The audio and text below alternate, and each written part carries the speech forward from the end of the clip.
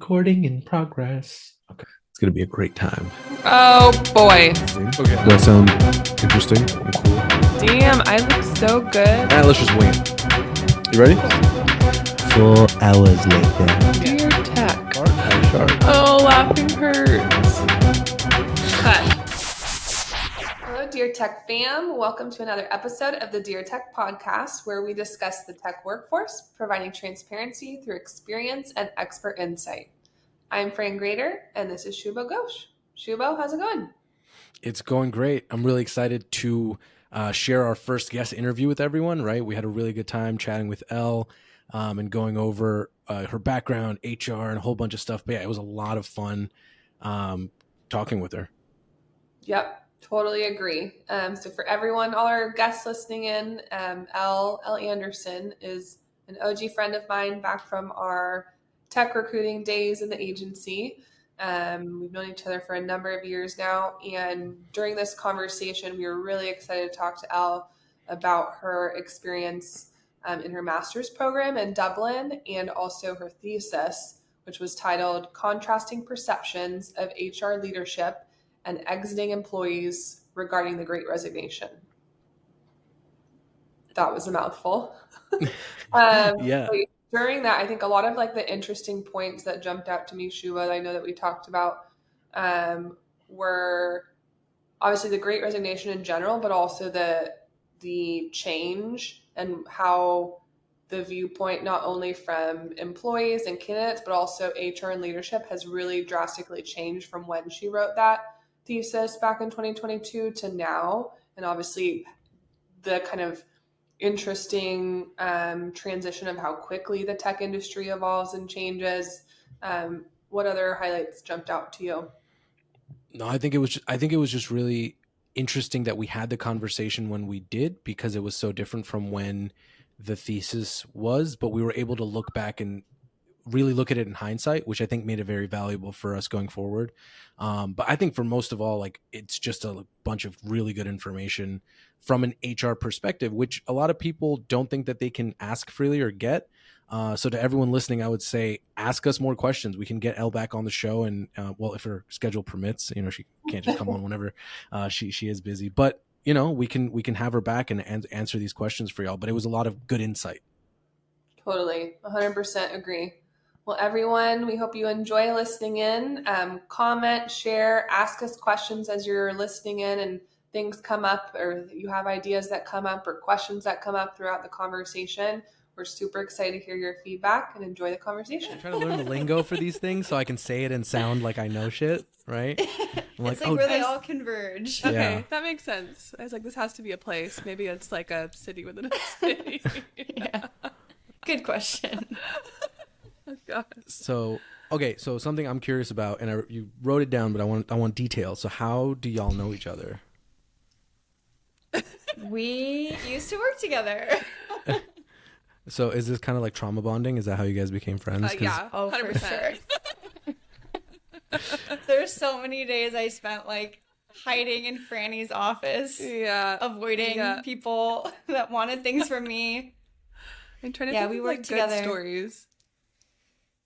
I don't have any. Nothing is coming to mind. I really liked the one. Okay, so we worked at an agency together, Tech Systems. Shubho worked at an agency too, so we've all been in agency life. But we worked at Tech Systems together. I'm totally spacing. Were you there before me, or was I there before you? You were there before me because I remember talking to you when I came in for my interview. Oh, You yeah. had just gotten back from your Thailand trip. And Actually, I that's was a really having funny poop story. problems. Oh, this is TMI. I'm but not you can editing. I'm share not editing it. that out. You I'm not can editing that share out. it. Oh, God. I'm not editing that out at all. Fuck. You were like, I just yeah. came back from Thailand and I'm having a really hard time going. Like, I just met you. Oh, I feel I like have usually no it's the other way shame. around when you come back from like places like I in have the no East. shame. It's whenever I travel, apparently. It happened when I just got back from Mexico. I got food poisoning too, so apparently Oh, it's man. a theme for me. But Fran, yeah, you I gotta have bring your no own water shame. places. I know. I think it was the ice. I have no shame when it Never comes to get meeting ice people. outside of America. I know. That was my problem. But yeah, we worked together for probably like 3 years. I want to say 3 it's years? 3 years. 3 years. Yeah. So I started working there December of 2015, I want to say, and then I left in 2019, and I was in the account management role when you joined, or I was still recruiting. You were still recruiting when I joined, Okay. and then you were promoted shortly after, I believe. Okay, cool. Yeah, so we went through all of our tech systems agency days together, and then we kind of have a lot of the same friends, all from tech in LA, who stayed in touch after everyone left. We still Our know little a couple girl people gang. there. Literally none of us Yeah. work for tech systems anymore. Just one. There's one individual. We like still know a few people who work Wait, there. who? Ashley.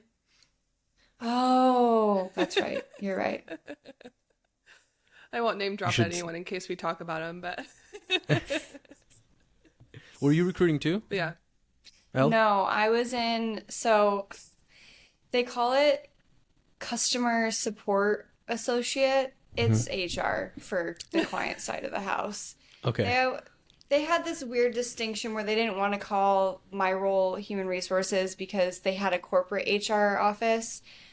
But what I was doing was like administrative HR for our clients and a little bit for our offices, the offices that we oversaw. But like mainly payroll, background checks, onboarding. Okay. Yeah. And then I started getting involved with like really large projects, and really partnering with specific account managers to go on site and help them with like the really big projects. And that's where I ended up towards the end of my time with them. Okay. And so then, How I did mean, you- perfect segue. Oh, go ahead. How did you find yourself? Sorry, I'm asking one more question. How did you find yourself at tech? I don't even remember that. Like, how did you get there? I was recruited, like cold called, not cold Oh. called, but someone messaged me on LinkedIn. Yeah. And I was like, okay, sounds good. Were you fresh out of college like everyone else at agencies? I was not fresh out of college. I was 2 years out of college, Okay. and I was like very lost on what I wanted to do with my career. I was working in like a sales role for Nordstrom. Like I wasn't doing anything really all that exciting. I'd done a lot of like customer service type positions after college, and I wanted to try to translate that into like a more corporate facing Sure. function in some way, and HR just like made a lot of sense to do that. Okay, so then to my segue from before, which kind of still works.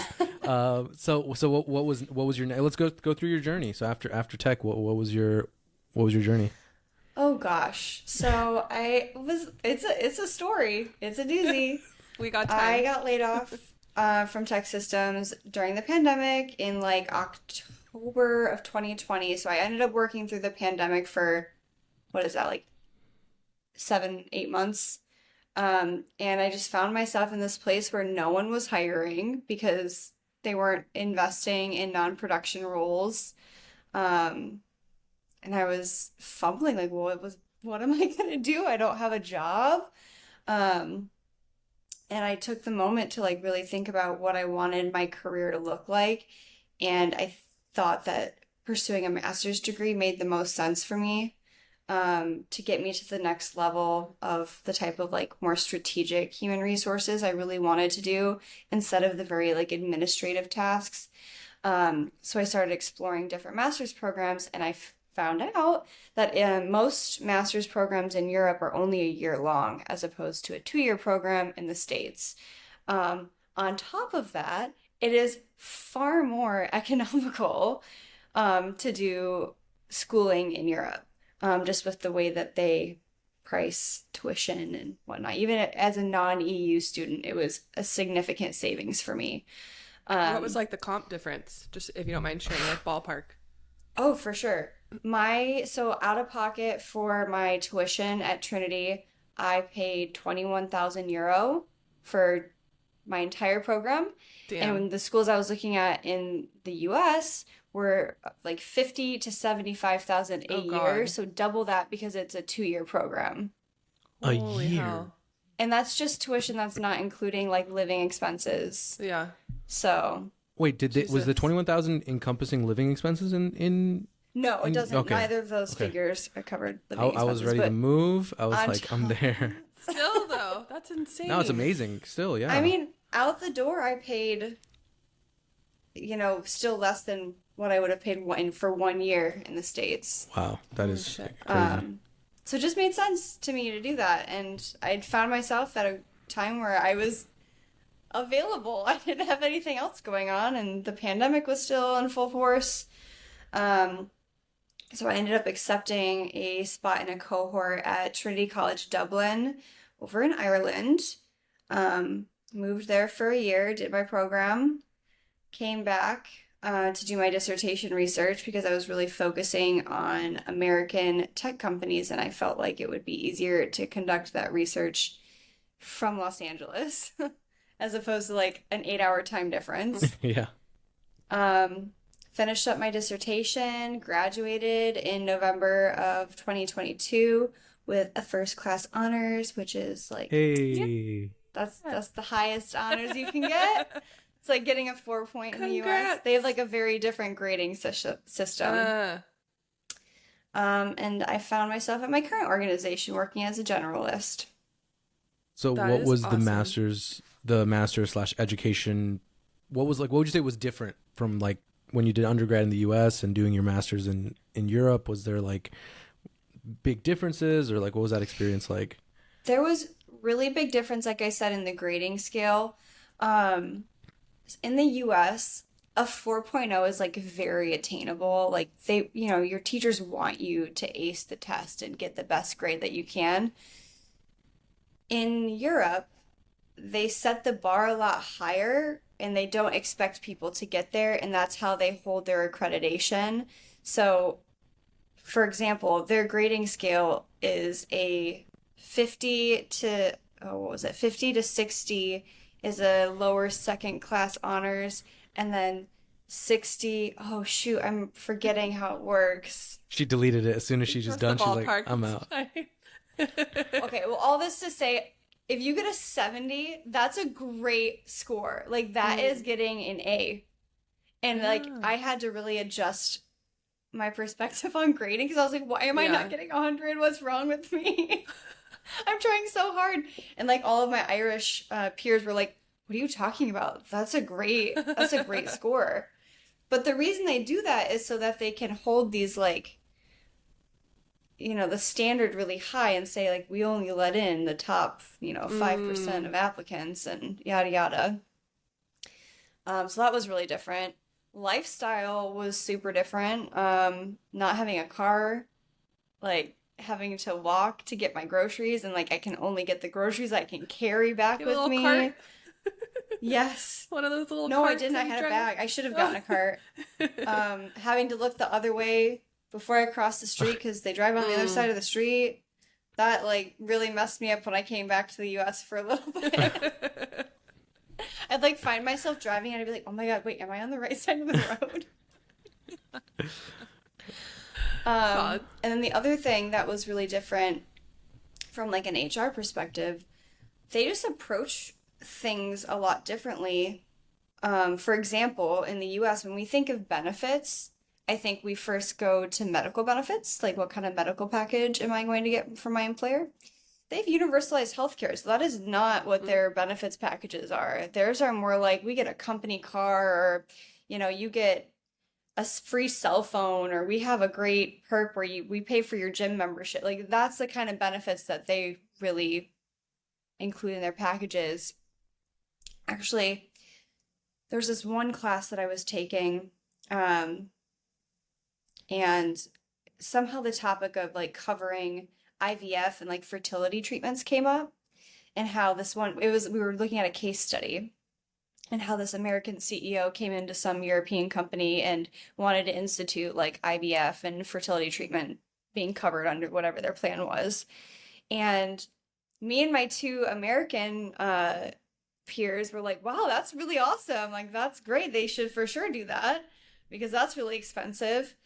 And all of my European peers were so deeply offended by that, because the insinuation is then that you should put your life on hold. We'll pay for your treatments if you want to have kids later, but right now you need to be dictated by work. And the Wow. perception of that is just so different in the US versus Europe. Because that doesn't exist. That like pressure, I shouldn't say it doesn't exist. It's a very personal thing for them. Wow.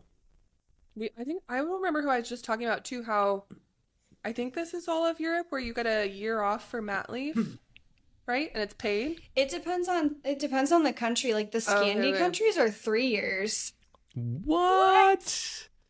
Oh, she went supersonic on us. Wow. Like Norway, Sweden, Finland, it's several years. It's not just 1 year. I know Germany is 1 year. I don't know. It depends on the country. Did I say state before? I meant country.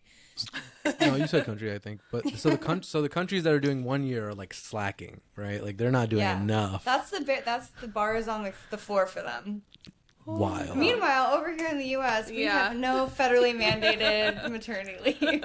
That's wild. Wow. Fun times. Okay, so lesson learned: if you want to have kids, let's think about moving to another country for the time being. Move to Scandinavia. Let's do it. Yeah, that's literally insane. Norway's really pretty. I mean, I had an aunt that used to live there, and it was just bonkers beautiful.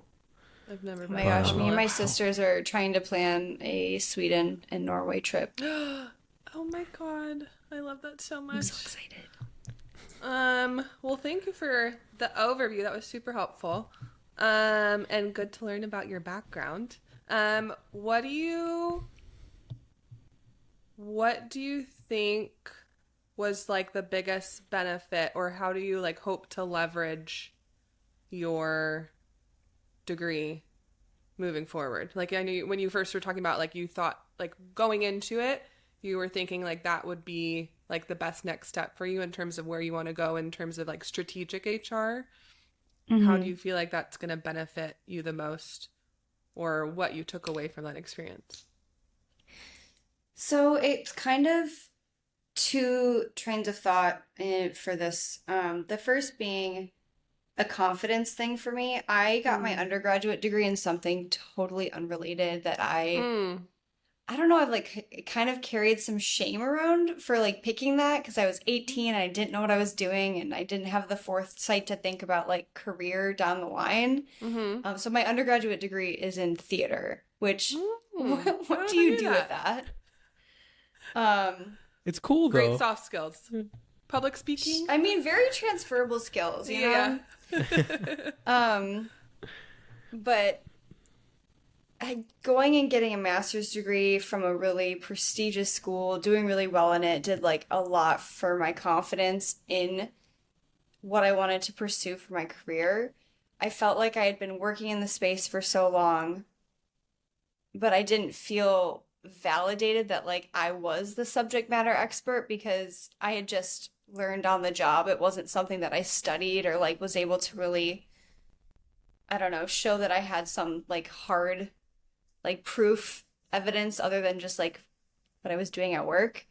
So in that way, it really boosted my confidence, made me feel really validated in my career and my career choices. And the second part of that is I feel like a lot of people miss the mark on like what human resources is. I think people just go to, oh, it's payroll, or, oh, it's just if you're going to be on a PIP and you're in trouble and they're going to fire you. And that's not necessarily all that the human resources industry really covers.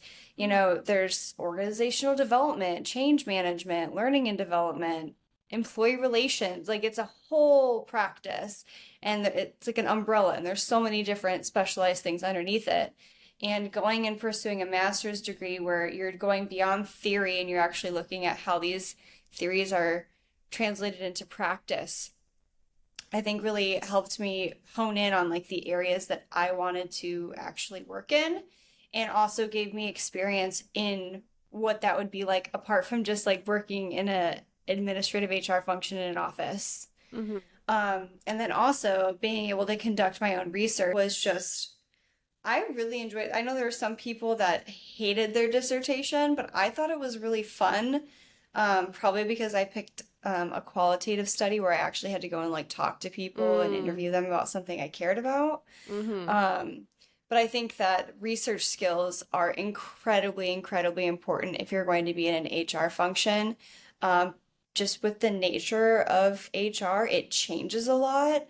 You know, labor laws, legislation change, you know, every day, trends, what people want, what employees want, how organizations are shifting to meet the needs are that's always changing, generational needs. So being able to research and go out and find not only just like what people are doing, but actually quality data or quality suggestions is really important if you're going to be in HR. So with that being said, I want to know from the time of you doing your research, your mindset going into the topic that you wrote about, and now being quote unquote on the other side, right? Kind of like in a sense, because like you seem like a very big advocate for the people in the paper, right? And that's how I got it. That's how I took it. But it was objective, but it was like someone could have, like you mentioned in your dissertation, it gets ignored, right? Those things get ignored, and I'm not going to speak to it because I'll let you speak to it. But now that you're kind of on the other side looking this way, where you're looking at employees coming in or working in the companies, has that changed your perception, or like what is the difference, or what was reinforced based on that? I'm gonna before you answer that, will you give us a brief summary of your dissertation and takeaways, just so people have context? Yes, sure. So my dissertation looked at the relationship between why HR leadership thought that employees were leaving organizations and why employees were actually leaving organizations during the Great Resignation. And I specifically was honing in on American tech companies because, you know, during COVID, they were continuing to grow. They were actually doing quite well, fiscally speaking, but they were still bleeding people from their workforce. Like they weren't able to stop the attrition.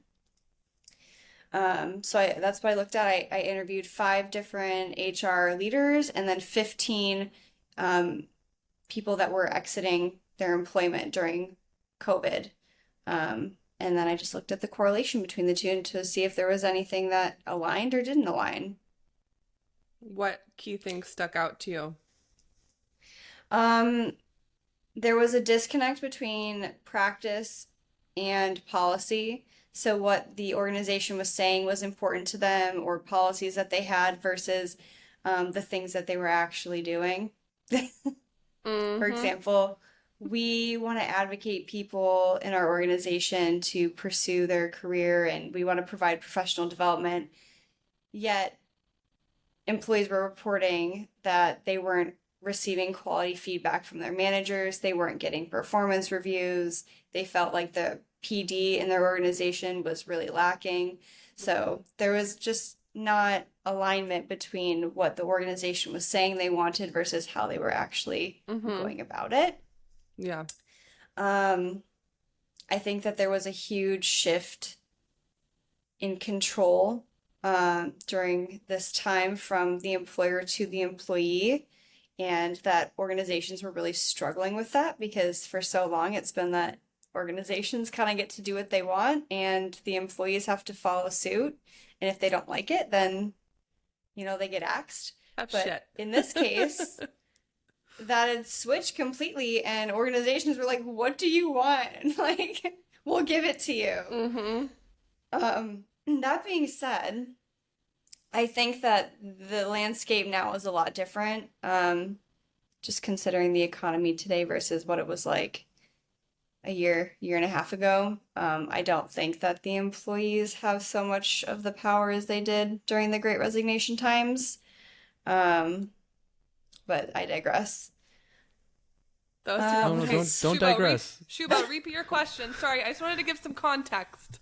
No, that's fine. But actually, so don't digress because that was going to be my question in terms of the change in landscape, right? And so, and I think Fran and I have discussed like what brought that about, but like from what you saw, going from like literally bleeding employees to now layoffs and the current economy.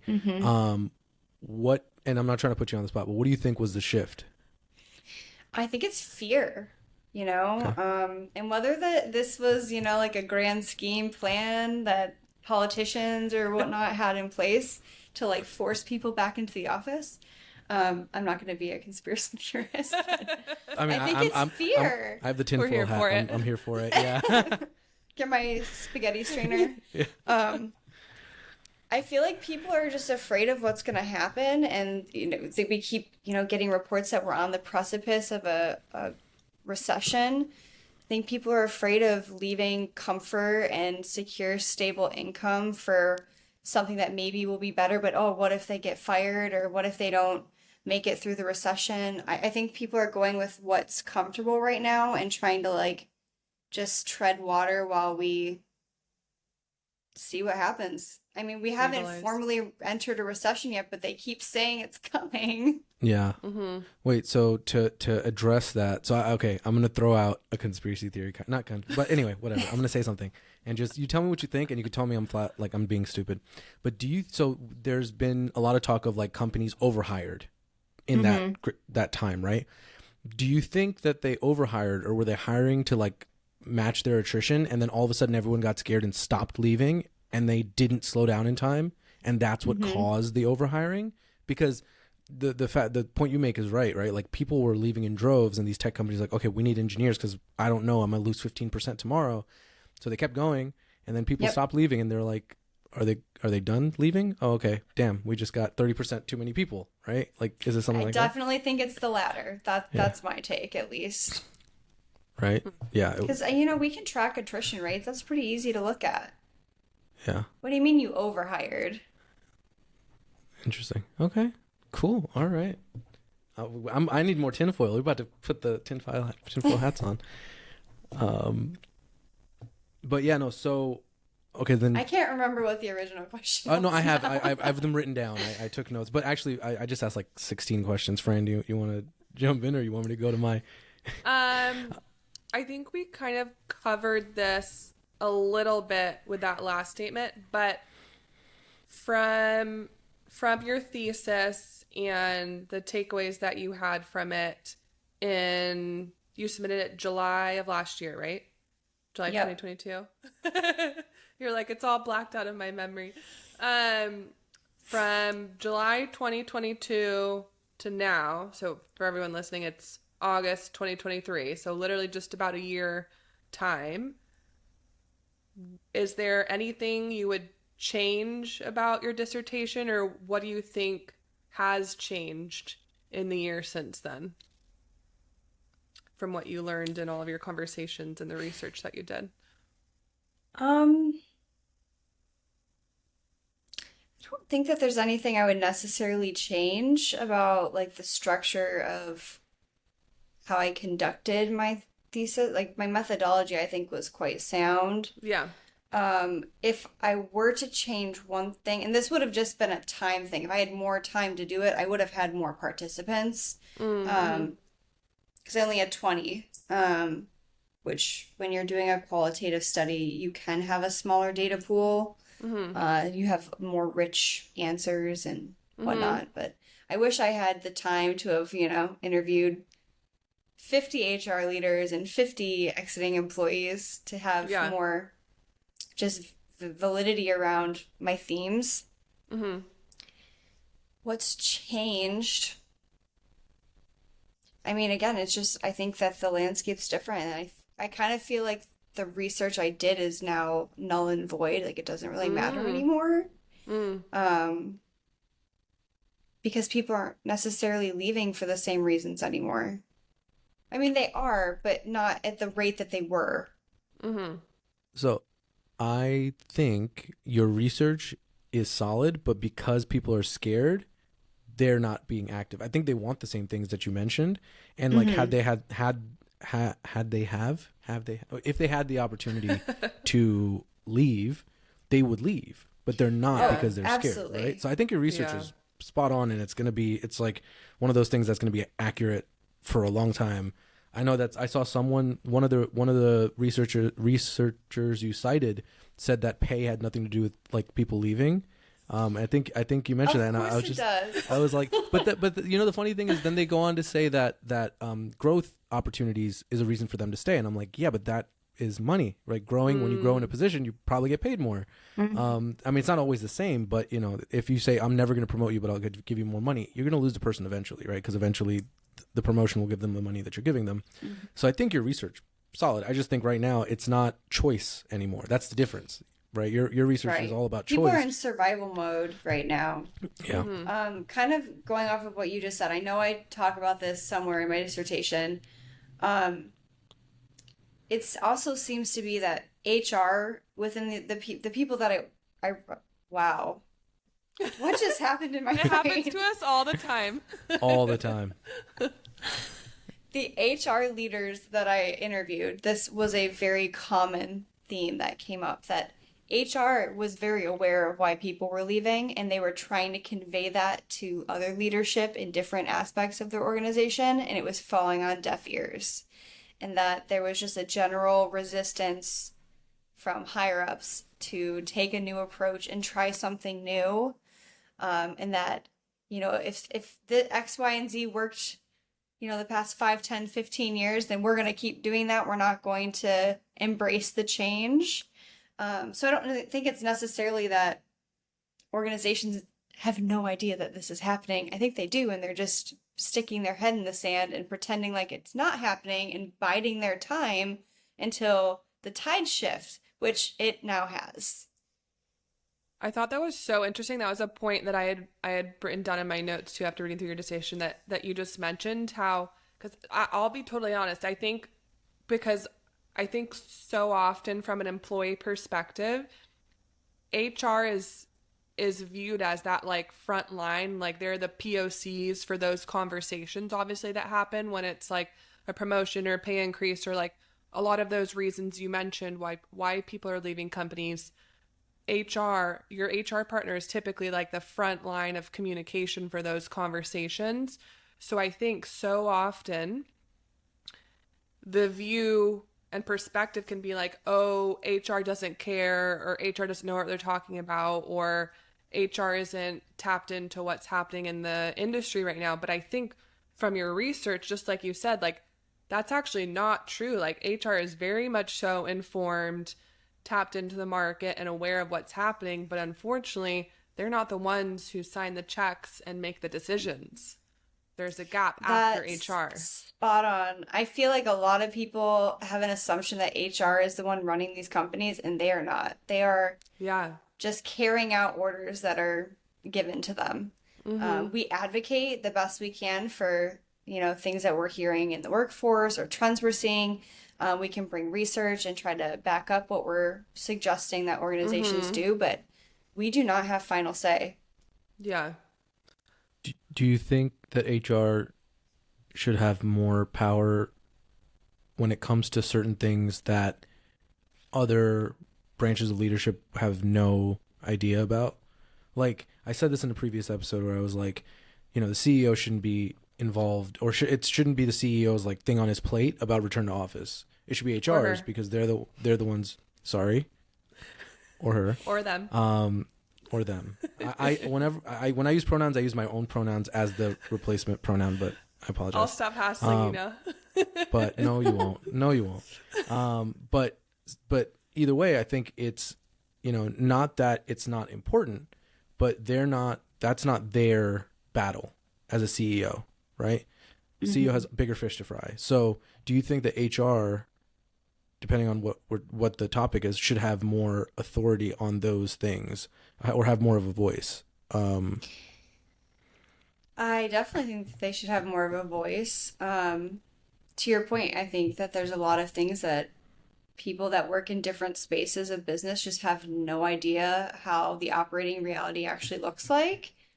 To your point, return to office. I can tell you that's not how it goes, and it's more about HR earning a seat at the table. This just gets back to that as a function in business, it's non-production. We're not generating any sort of revenue for the organization. So a lot of it comes down to like the viewpoint of the CEO and the VPs of how they view HR. Is it an asset, or are they going to be a roadblock to us doing what we want to do? Um, so one of the first things that they teach you in if you're going to pursue a career in HR is that you have to learn how to advocate for yourself, learn it, earn a seat at the table so that those higher ups do take you seriously. And when you have valid, well-researched, founded suggestions and recommendations, that they actually listen to you. So yeah, I think that you're spot on in saying that there are things that HR should just have full control over. I just don't think that's ever going to be the case. So to what you just said, do you think a lot of HR departments kind of like don't push it or don't fight it too hard because they're like, oh, they're just going to replace me or change like things? Like if you're chief HR officer and you don't want to fight the CEO on something because you don't want to be seen as a roadblock that needs to be removed. Do you think that's part of it? I mean, I think that's a very personal, like person to person type question. I think a lot of it though is more about being very diplomatic and trying to find common ground where everyone's at least a little bit happy. Not necessarily like I'm going to back down so that you get what you want. It's more like let's, keep it even keel and, find a solution that could work for the majority and not necessarily just a specific subsect of people. I always like think through, I don't remember what we were talking about before too. So I always try and think from like the alternate perspective, like from the CEO perspective, obviously like they're smart fucking people. Like most of them, some sort of smarts to get them where they got to be. We can go at that. It would be a whole nother conversation that I won't even go down. But I try and like think through like their logic, obviously, of like, from my perspective, it's like CEOs are focused on like numbers and financial gain, like in some aspect or capacity for the business. So it's like, okay, what factors are they looking at that are prioritized over employee retention and attrition numbers that supersede that being a higher priority for them? So it's because we all, like in your dissertation too, you talked about, I don't remember exact numbers, but I believe you talked about the cost of attrition. And I don't, was it like, I think it was like 3% an employee's salary loss. Oh, it's way more than 3%. Or It's 30% or something. It might be 30%. Yeah. I can't remember the exact figure, but attrition is expensive. I mean, you have to consider, first of all, the person you're losing is taking knowledge with them. They're going to have like a 2-week knowledge transfer period. You're going to have to pay for an in-house or out of the organization recruiter to replace them. That takes time, effort. How long is it going to take them to fill the role?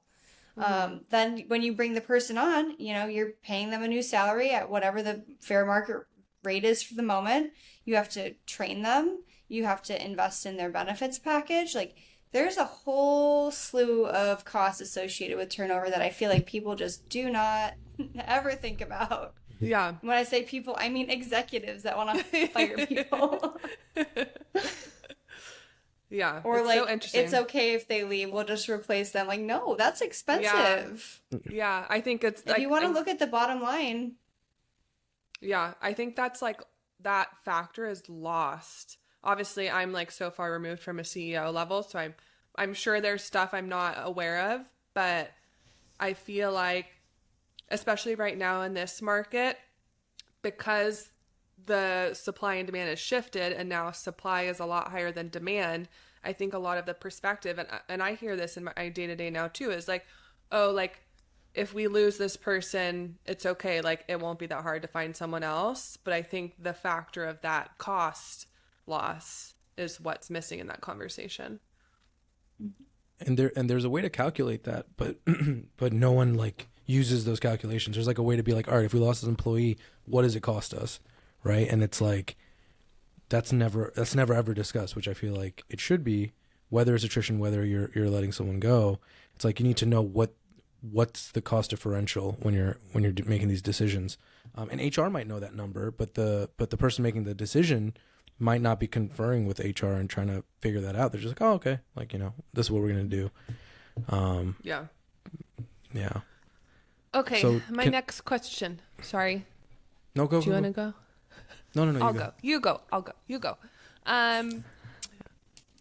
Okay. So I had down some of the reasons that you noted from your research, in regards to mass layoffs and the Great Resignation being remote and hybrid work options, reprioritization of values, work-life balance, and reevaluating career paths. Those were the core ones that I'd pulled. If I'm missing any, sorry. But can you dive a little bit deeper in each of those areas and what you found as to like why those were key reasons why people left or resigning? Can you say them again? Yeah. You're like, it's been a year. I don't write remember them down. It was remote and hybrid work options. So that, like, these were the big reasons why people were leaving their companies or their jobs or their industries. Remote and hybrid work options, reprioritization of values, work-life balance, and reevaluating career paths.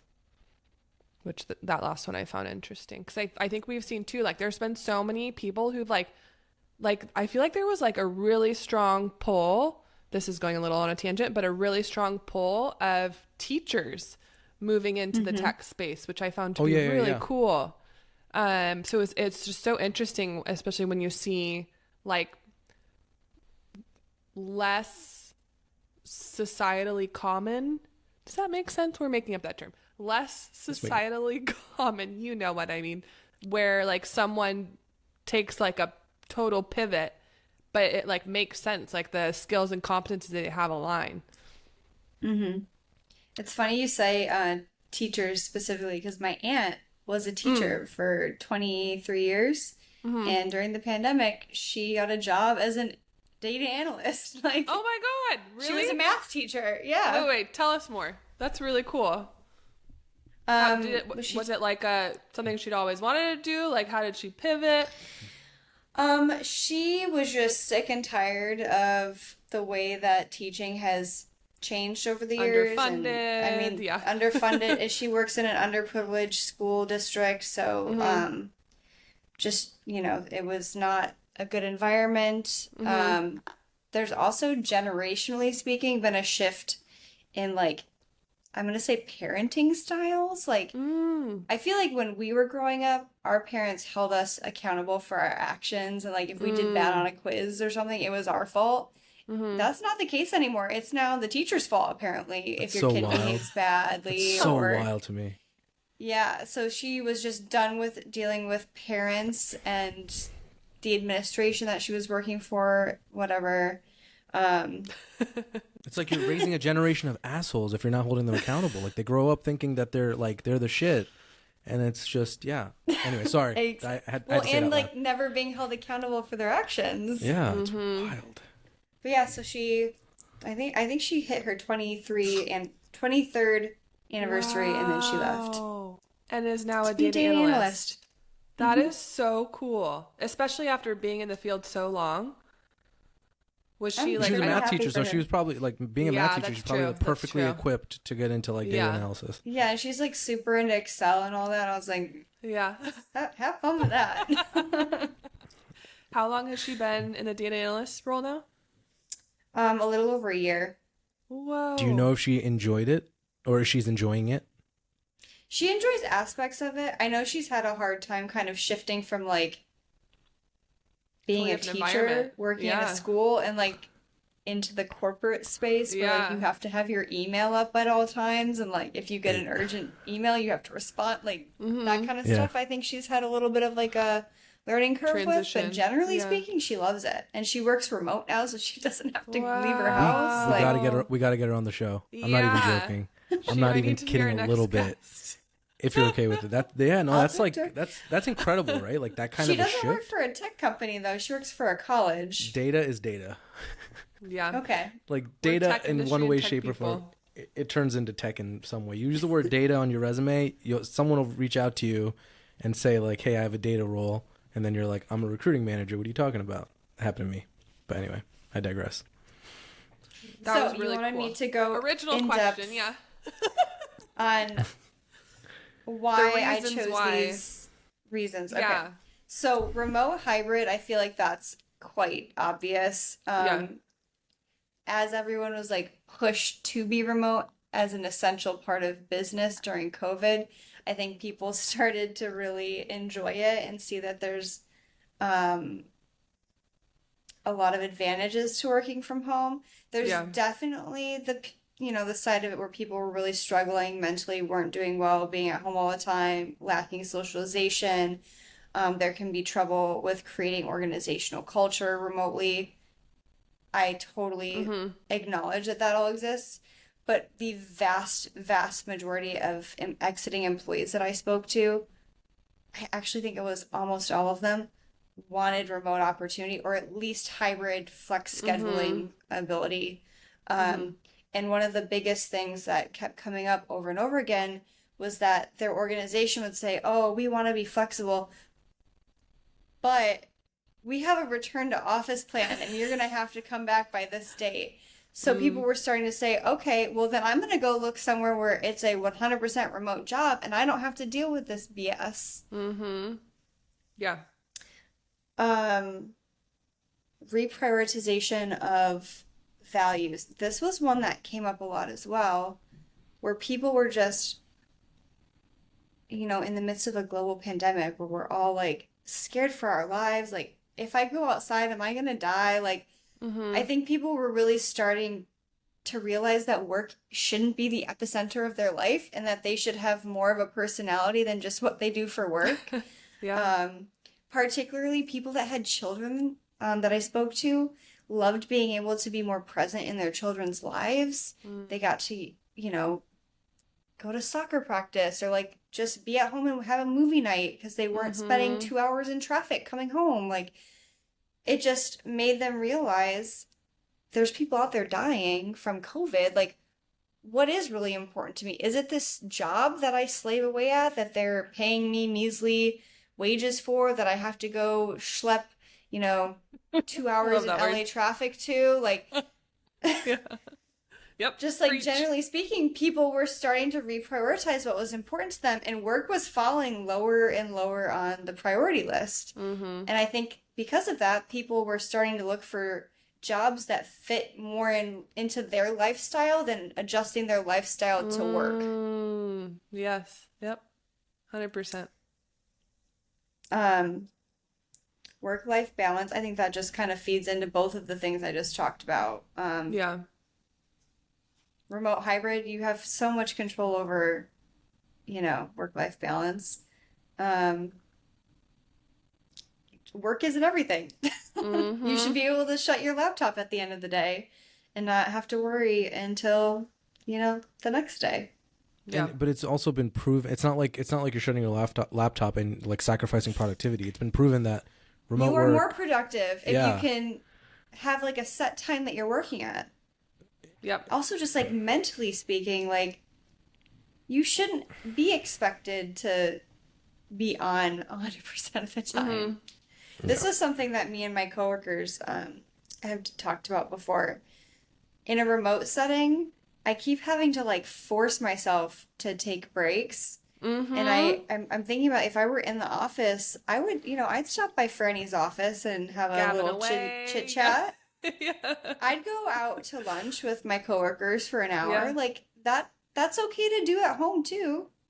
Just Yeah, because you I totally have the forget that. luxury. Yeah.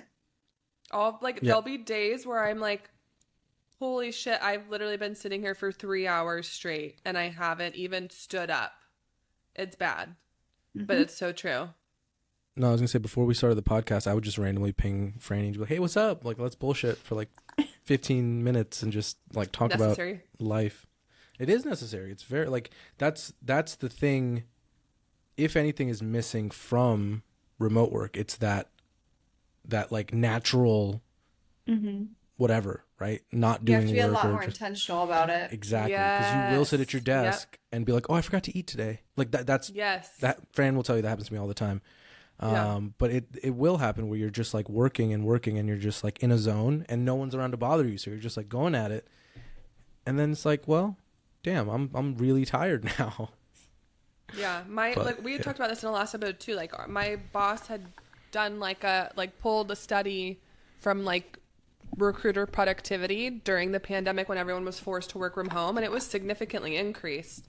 But we talked about this in a past episode too, where we went over work from home versus return to office, and there's obviously like both sides. Like there's a ton of benefits to be in office and reasons why companies want employees to be in office, which some of them like 100% I feel have merit. But at the end of the day, I'm a big proponent of hybrid and having that flexibility because of all the reasons that you mentioned. Mm-hmm. I had one HR leader that I interviewed where she said, quite frankly, the only reason we're forcing people back into the office is because we pay for property in downtown Los Angeles that's very expensive, and we want people inside of it. Wild. And I feel like that's not a good enough reason. Not for us, no. Not for us from an employee perspective. From our perspective, yes. Yeah. From a bottom line CEO perspective, Yes. I get it. I get it. I mean, but there's alternatives, right? They could sublease the space. They can sublease a lot of the space. Like you can. Again, like, are you asking questions? Are you asking what percentage of my employees are wanting to be remote? Oh, 65%. Okay, let's take the Mr. CEO. You know, you ask the question, we give you the answer. 65% of your people want to be remote. Then sublet some of your office space. Again, we're not CEOs. We're not pretending to be CEOs. We don't know the exact details, but one day often we can see that these questions aren't even asked at that level. The last one I wanted to ask about was the common reason that you had written your dissertation too was around people reevaluating career paths. Mm-hmm. Was that triggered from the pandemic? And then what were people like? Were people doing like 180s into like totally different? Like what kind of takeaways were people sharing in terms of switching career paths? I don't think it was necessarily triggered by the pandemic. I think it was just a product of other things that were coming to the surface, like lack of career growth, lack of professional development. They weren't seeing the trend in compensation that they were hoping to see. So it all just kind of culminated as like, I'm just going to completely switch what I'm doing. Mm-hmm. I think it also kind of ties in a little bit to the reprioritization of just like values and what you want out of life. Yeah.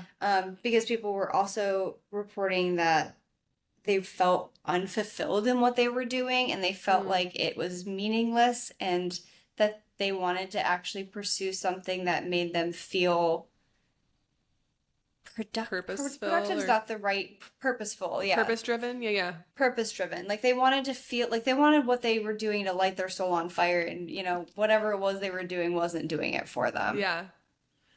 Were you, I don't recall this, but because that makes me think about, I think like generationally, how people view work in their life is so different. What age range of people were you talking to, and did that factor in? So the age ranges were definitely, like the two different groups had different age ranges. The HR leadership was older, which makes sense. Yeah. I'd have to look to give you the exact age range, but I think it ranged from like 35 to like late 50s. And then the exiting employees were like early 20s through late 30s. And so to your point, the generational kind of switch I was seeing was a lot of the younger folks that were like, our grandparents' generation lived to work. Like they did that because they had to. And now I think just like generationally, culturally, whatever you want to call it, there's been a shift where people don't do that anymore, and they work because they want to live. And it's not their entire personality anymore. Like if you were to go and introduce yourself, would you say, I'm a recruiter? People ask, what do you do? Yep. Yeah. And that's not so much, I don't want to say I don't want to make a generalization that no one does that anymore. But I feel like maybe millennials, Gen Z are starting to move away from that, and they don't want to be defined by their job because they're not trying to like be the girl boss and like climb There's a the new corporate term. ladder. Shit, what is it? There's been like a new term I've been hearing out there where it's like literally the opposite of girl boss. It's like living your best life. If it comes to me, I'll spurt it out. Yeah, please share. Yeah. But that's the thought that like, I work because I have to and I have to pay my bills, but I'm not trying to like go above and beyond because I just want to enjoy my life. Mm-hmm. So to be devil's advocate-ish, Feel free. there are, well, not really devil's advocate, but I'm agreeing with you, but I'm asking maybe an unpopular question. So there's like articles now that's like, oh, like millennials aren't buying houses, and like there was a stupid I article. wish like, I could buy a house. There's like millennials don't buy enough diamonds as they're like, What? the previous generations. There's articles like that out there. Oh, okay. My question is, does that mindset cause you not to be in a position to maybe quote unquote maximize the earning potential our previous generations did, or maximize the growth potential our previous generations did? Because like I'm a millennial, like, so I'll say my generation and below aren't as not career driven, but like that's not where they find fulfillment, which is again totally cool, and your quality of life might be better. But the thought process comes down to, did our previous generations like urge to be their jobs cause them to be able to? Now again, this is not, I know the numbers and stuff in my head, I'm just posing the question, so when the comments attack me, don't attack me. But that's the question that I would pose to have the discussion that we're about to have. I think that there's probably some validity to that. At the same time, our dollar today does not go as far as it did back then. Even my parents' generation, they're Gen X's, when they built their house, they were able to get a mortgage with like a pinky promise, like they didn't have a down payment. Promise. I love that. They didn't have to do all that. That was like before they, completely redid the housing market and whatever. I think that previous generations, it's maybe been a little bit easier for them to attain that. So having the goalpost closer to them made it actually seem reachable. Like right now, our generation's looking at houses that are $1 million. Like that's not attainable for the vast majority of people. Yeah. I don't know if this is answering your question the way that you wanted it to, but I didn't have a way that I wanted it to. I just wanted to have the discussion. But I think that's a very interesting thought process, that because it seems unattainable, we're no longer really looking at it, and we're looking at how can we enrich our lives outside of the goalposts that previous generations used. That's a very interesting thought process. Well, and I think also there's maybe been a little bit of a shift in like how valuable is it to buy a house. I see a lot of millennials that are actually okay with renting now because it gives them more freedom. They're not tied down to a specific place. They can invest that money elsewhere, not necessarily in the stock market, or not necessarily in real estate, but in stock. I think it just depends on what you find valuable. Yeah. I like totally that. How do you want to spend your time? Traveling. That's another thing. I feel like our generation, I was going to say I think our generation travels more. Yeah. And like comparable time periods. I think we travel a lot more. Like, I don't know. I have no data for this. Zero. But I feel like from what I remember. And you. That's for our generation. But I'm saying I don't know what Gen X was doing. Okay. Obviously, not before Gen X, when you had to take boats to get to like England, you weren't traveling as much. But I'm saying for like one generation up, and I made it as a joke because even before that, obviously planes have been around for a couple of generations. But 3 or 4 before me. I think social media plays a huge role, though, in why our generation travels so much. But they're able to because they're not looking for that house, though. Like, that's an extra, that's an extra X $100,000 that you're not spending or having to pretend to pay money for, or a down payment or whatever. So you travel, and we travel more. So that's kind of where we're moving it to.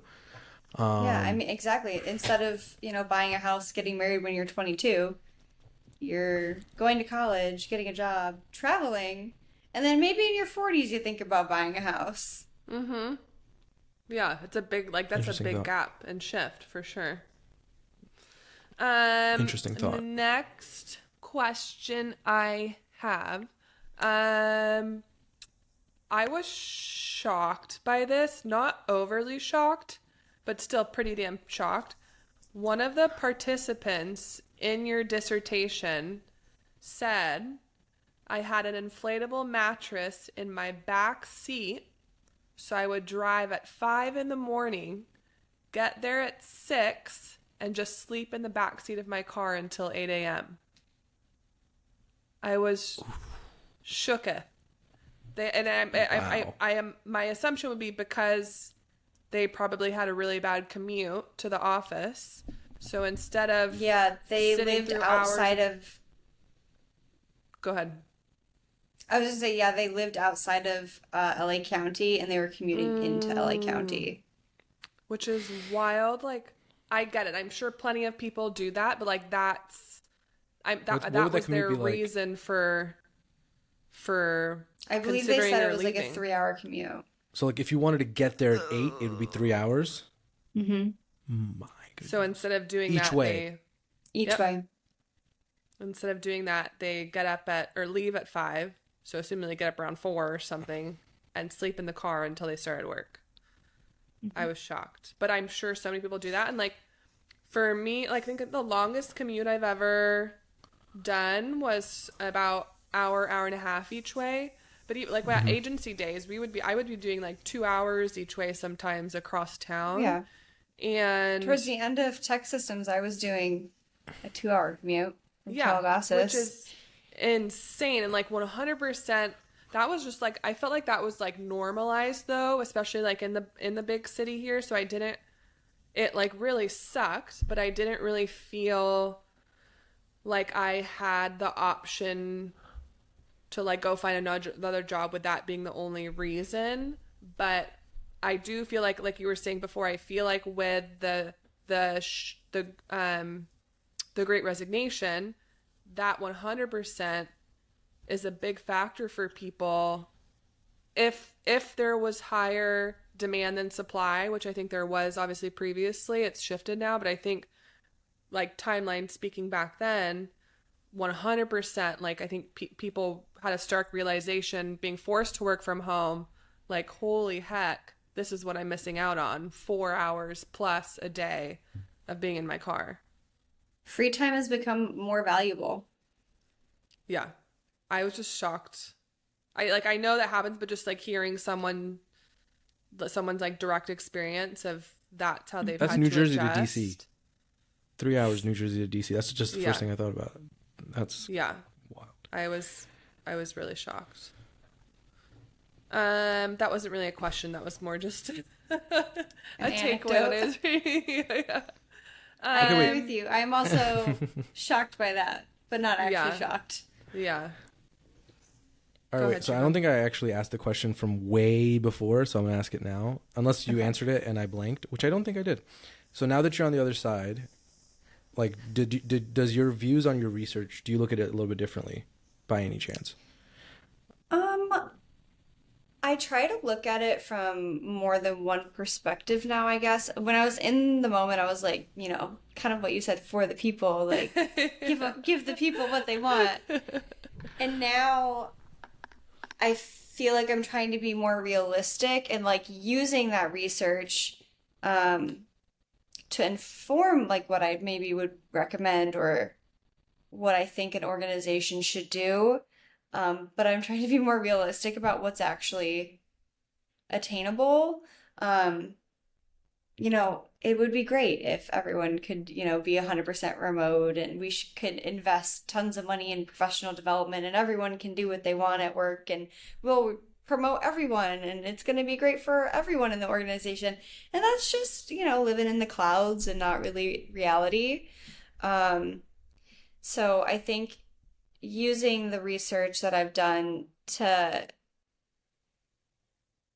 I don't even, what am I trying to say? Using the, I know where I want to get it, and I'm like trying to get there. We can talk through it with you. Just start spitting stuff out.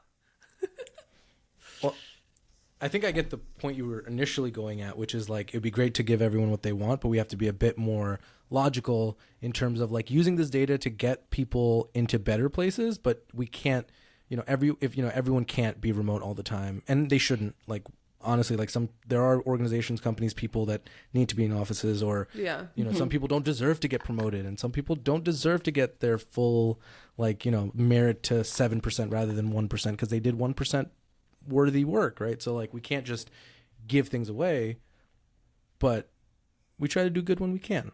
That's what I got from what you were saying. One point I will stand by though is that organizations do need to invest in professional development programming. I feel like a lot of organizations are really lazy about that, and it is one of the biggest reasons that people were leaving, at least of people I spoke to. I totally agree with that. I stand by that point. That's a very valid point. I think L&D in a lot of companies isn't utilized in the best way possible, where it's like we want to do a new, I don't know, like we want to do a new process for this. We'll get L&D to do it, rather than being like, oh, our people need to learn how to get promoted and learn XYZ skills. Let's get L&D. Because sometimes it's like, oh, you're the manager. Okay, you set up the learning plan for them or the path forward, which is fine. But I think getting L&D involved, it's professional learning, right? So it's going to be better, and that doesn't happen always. I think that is also a generational shift, though. And I always, because I think we kind of had this at agency days. Elle, correct me if I'm wrong, but I don't think we had ever, like I don't think there was a specific arm of our company that had learning and development like as their sole priority. I think the first time I experienced it was at my first like in-house recruiting corporate role after agency. But I think like very much, I think like older generations, it's like I could definitely like see the perspective of like learning and development. Like you're here to work, like that's on you to go learn more, and outside of work, like you're here for a job and to work. It's employee led. Yes, but I think it's like that ownership of who's responsible for that and what value. I think it's not now just what value is the employee bringing to the employer. I think just as much now it's what value is the employer bringing to the employee so you can retain them. Absolutely. And it's beneficial for the employer to do that, upskilling people who you already have on your workforce, succession planning, where are you going to move them to fill gaps in the future? Like this goes back to that turnover attrition rate. Like it's expensive to replace people. You should try to use the people you already have and, try to cultivate them into the role that you want them to end up in. It's like upskilling. Yeah. Obviously, it's a benefit for them, but like upskilling them for the needs of your company as well. So they stay, and then you just have to backfill their role they were in. Yeah. Thank you for explaining my thoughts, because that is exactly what I was trying to say, but you said it better. We got you covered. What else did I have? I think I had a couple other questions here. I might be going back and forth a little bit too, though, but this was something I was curious about. So there's from some of the points that some of your I don't know appropriate dissertation terminology, but the people you are interviewing, participants, thank you. Lord help me if I ever have to write a dissertation. There seem to be a consistent draw to big brand company names, and I think this is a part of society, not just like careers and like like looking at jobs. I think big brand names, obviously there's so much like psychology around that, but there seemed to be a consistent draw to big brand name companies to incentivize someone to leave or take a new role. So like obviously someone would be like, oh, like Google reached out to me or Amazon reached out to me. Why do you think brand names matter, and like what's that pull in people leaving current roles? I think the answer to this is twofold. The first being branding. If you see a logo in your face every day and it's a big shiny company that's doing really well and it's going to look great on your resume, of course you're going to want to, get that experience. The second part of that is budget. If they're a big company that's doing well, the Googles, the Facebooks, they have the budget to create the programming that everyone in my dissertation was asking for. They have the funds for professional development. They can, push you along in your career. They have lots of different levels in their hierarchy.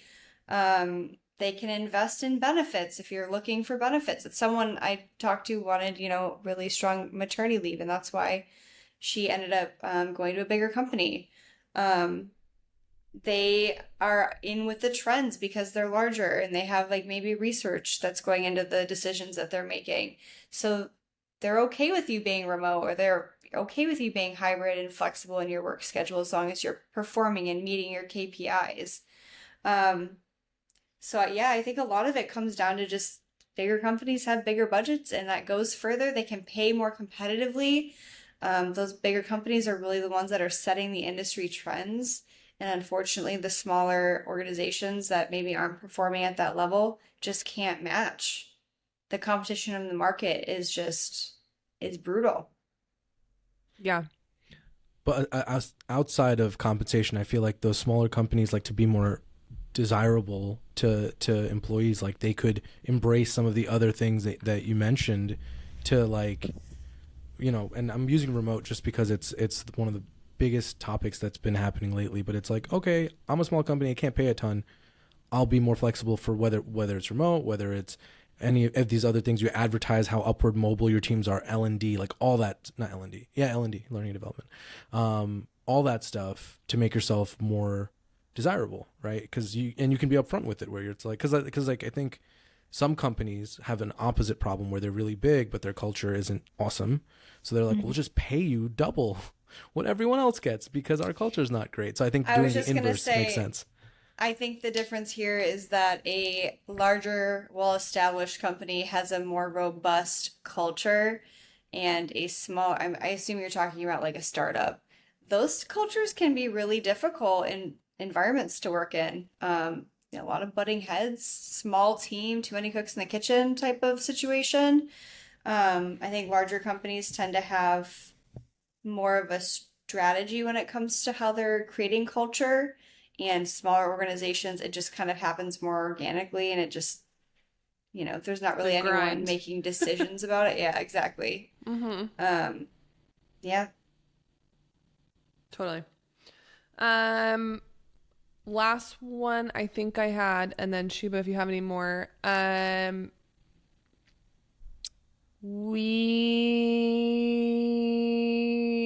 already asked that one. What would you say this is back to like a personal take for you, for someone who is trying to get their, oh shoot, I forgot this before. It's your Master of Science. I messed this up before. What's it called? I said it wrong before. Master of Science in Human Resource Management. Thank you. You were like, what did I say before? What is it called? I was saying it wrong. I'm sure it was hilarious. MBA. You thought I got an MBA. I was like, I did not get an MBA. Please don't say that. It's a blur. It's a blur for me. I only have my bachelor's. For someone who is curious about taking that next level or looking at like a next level of education, what do you feel like the pros and cons are from your experience? Cons are cost and time. Not everyone is privileged enough to have the funds or the time to pursue something like that. That is truly the only con that I have. My experience was very positive. I enjoyed all of the classes I took. I met tons of people from all around the world because I did my degree abroad. I gained a lot of tactical experience. One of the projects we did was working with a consultancy on an actual client that they were engaged with, which was really cool. And I did it in a year instead of 2 years because I did it in Ireland. So I had a really, really positive experience. I think that if someone wants to pursue a master's in HR, it's a great option. I don't think it's a requirement. For me and what I needed for my own like confidence level, my own career progression, it made the most sense for me, but I don't think it's necessary 100% of the time. I think typically organizations value actual experience over educational. So if you're, just working in the career progression, whatever the ladder is for the organization you're working for, that's fine. That works too. I think that getting accreditation from different HR governing bodies is always a good idea. I have my SHRM certification, HRCI, I was PHR. gonna sign up for There's one. Ooh, which one? I was looking at an annual Shore membership as well. I think I'm gonna sign up. Just the membership, or are you gonna take the test? Oh, wasn't aware of a test. Please tell me There's more two about different that. things. You Please can have a explain. membership.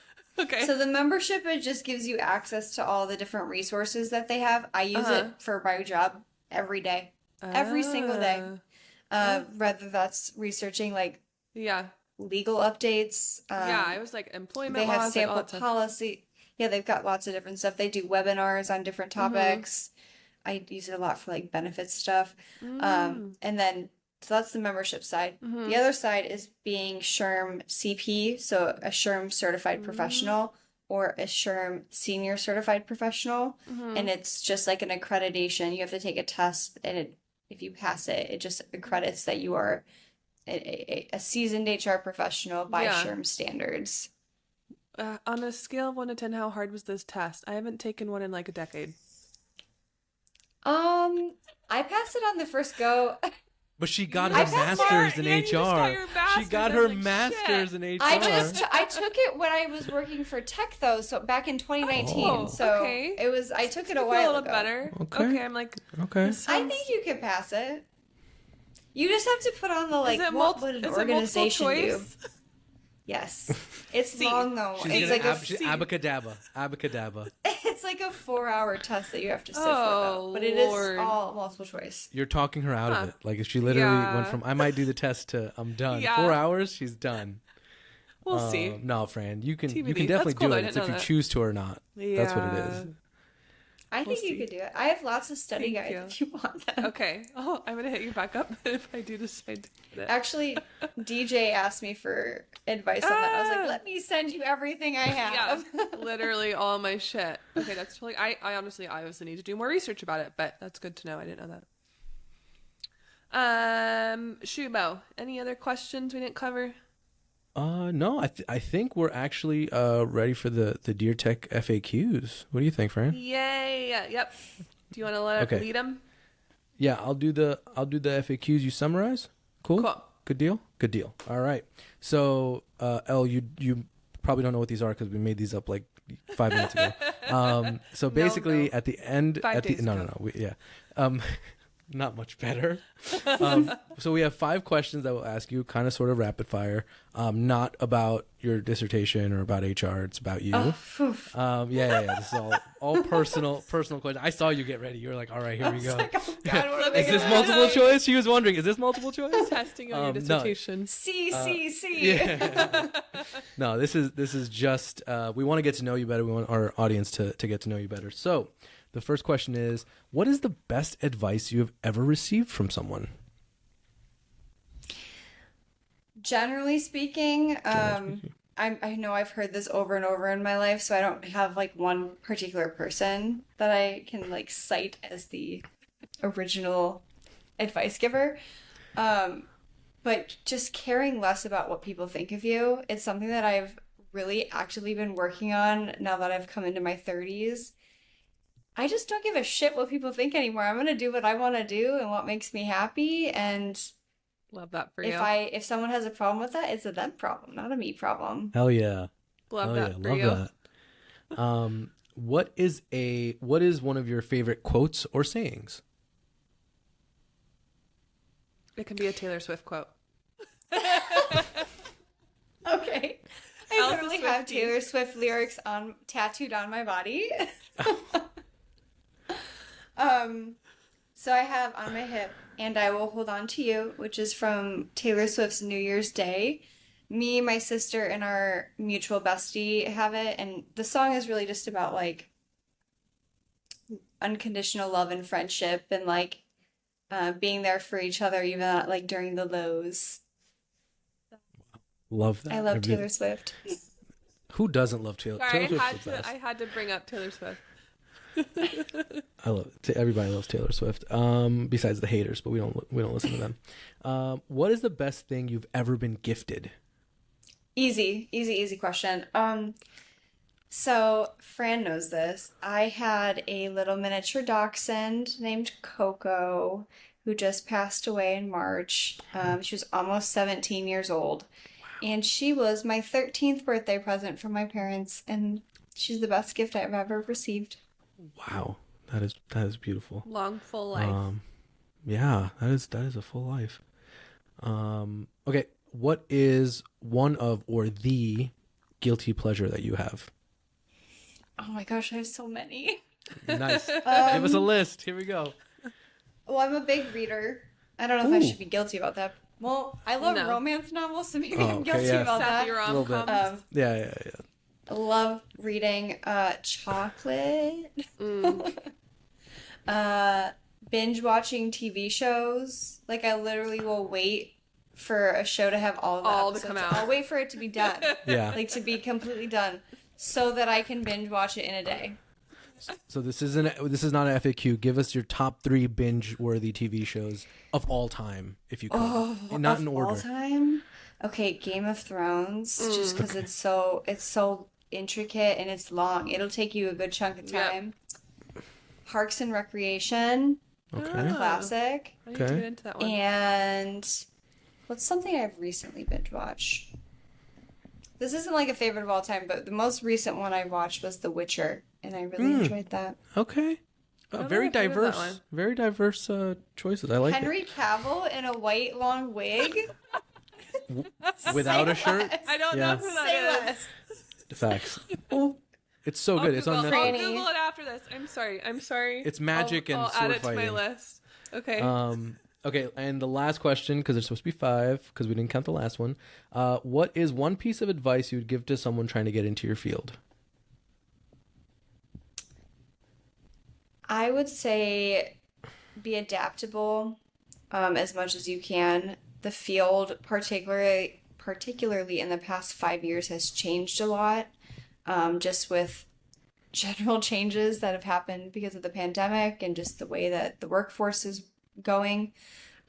Be open to change, try to be agile, and always be open to learning something new. Solid. All right. Those were our FAQs. Love it. Well, summarizing a little bit what we talked about today and having the lovely Elle here on the platform. We probably should have done more of a formal intro at the beginning, but sorry about that. People can look you up on LinkedIn if they want to find you. Add me on LinkedIn. But we really dove into Elle's thesis, which was titled Contrasting Perceptions of HR Leadership and Exiting, which there was a ton of good takeaways on there on how, or the reasons why employees were leaving, different aspects of the population, what was causing them to leave. The Great Resignation obviously was the larger focus of the dissertation. We talked about your thoughts and perceptions on how all those takeaways have shifted in the last year, obviously with supply and demand of the workforce changing so drastically.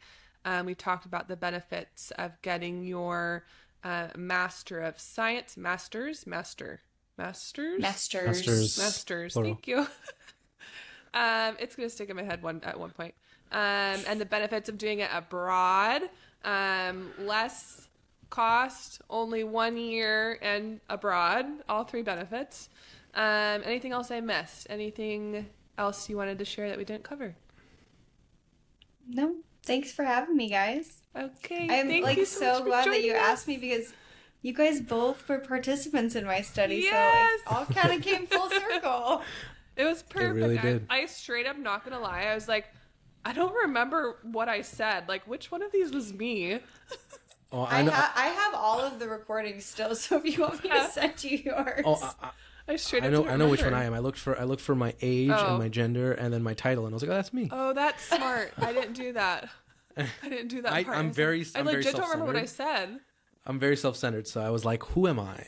in this. But yeah, thanks for coming on, and this was awesome.